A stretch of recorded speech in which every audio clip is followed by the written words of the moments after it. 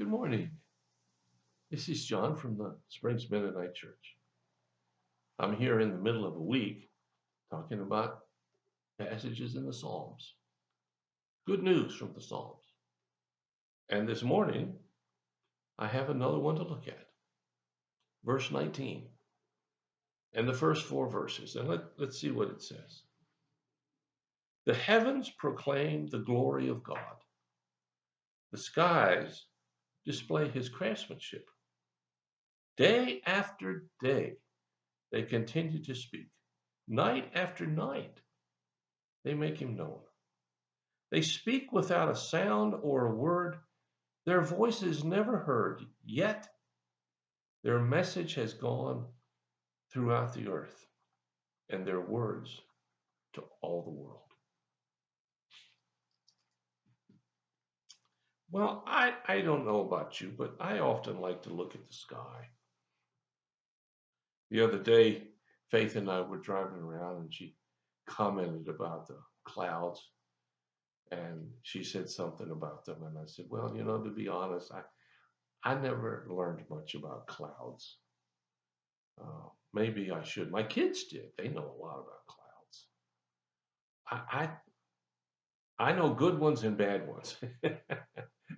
And I know when they're proclaiming it's going to get bad and when they're saying it's going to be wonderful. But I marvel at the way clouds exist. Now, I understand some of the science. I'm not a meteorologist, so I didn't study that part. But I do understand some of the science.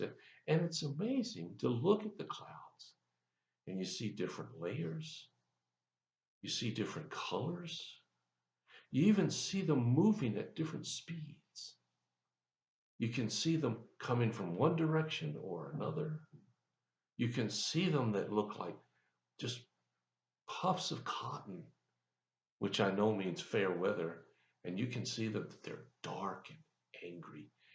And you know you better take cover. Just as this psalmist says, speak without a sound. Their voice is never heard, but yet they tell us something. And then the skies. Again, I never studied astronomy. My father-in-law paid a lot of attention to it. And I do marvel at those who study those things. I don't know, what an interest of mine. But what is an interest of mine is to go out on a good, clear night and see all the stars. And you look up there and you know that you're seeing light that was produced millions of years ago. It's finally getting to our planet. And you wonder, how far away are some of those stars? And some of them that are really teeny, we now know from astronomy they're huge, bigger than our star in our solar system, the sun. And the skies and the clouds have fascinated man since the beginning of time. Now, there are many who thought, and still do, that by reading those things, they could predict the future.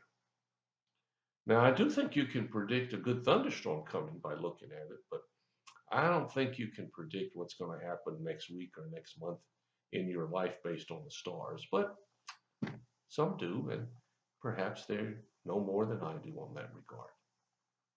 But the point is here that God has presented us with a magnificent, incredible array of his handiwork. It's all right there. All we have to do is look at it. It says here, day after day, the skies, which displays his craftsmanship, day after day, they continue to speak, and night after night, they make him known.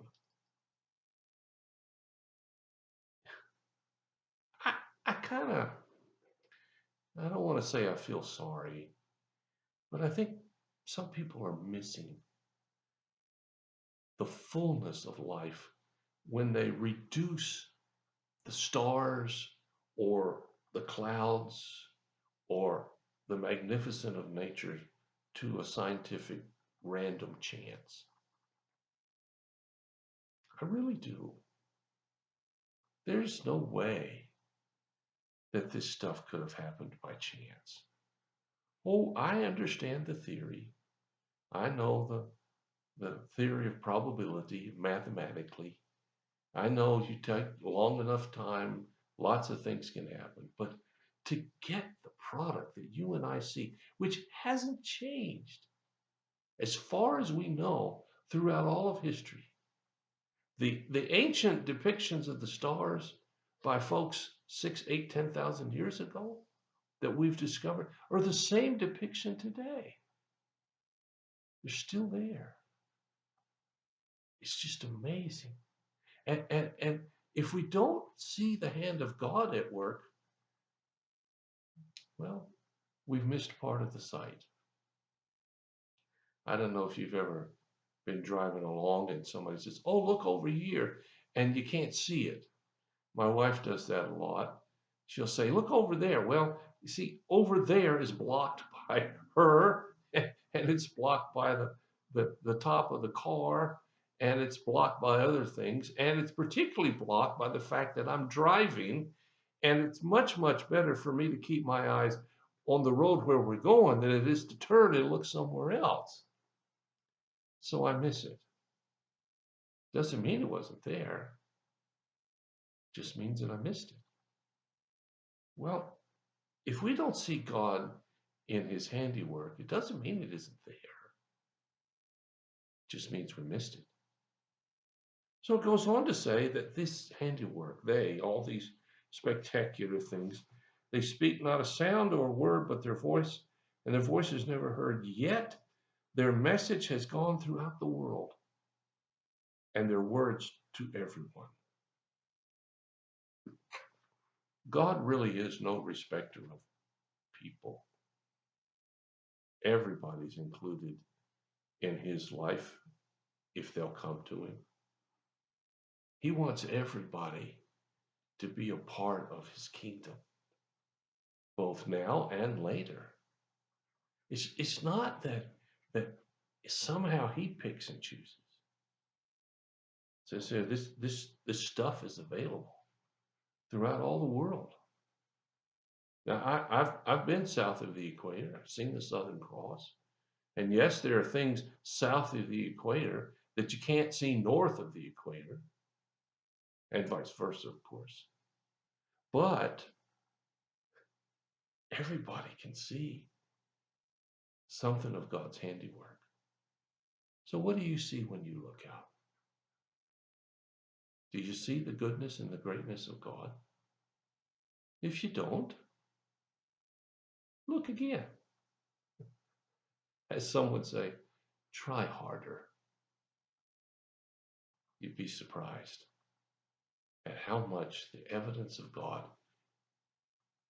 is right around us if we just open our eyes and open our hearts to see Him. Well, thanks so much for listening. I'll be back tomorrow with another song, and I'll finish out this week with yet another one. If you have a need or a prayer concern, let us know. We'll do whatever we can as fast as we can to help meet your need. So until tomorrow, God bless you. I'll talk to you again.